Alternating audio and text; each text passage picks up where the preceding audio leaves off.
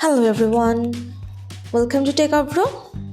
Today in this video, I'm gonna show you how to clone app in your Android phone.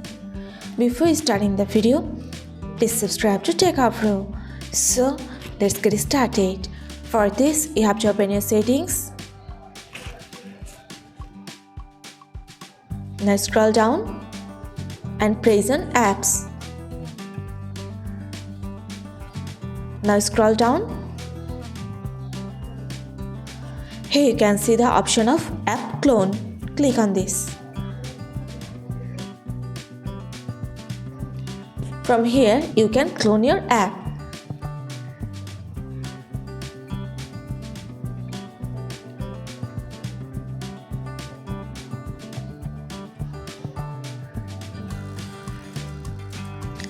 That's it.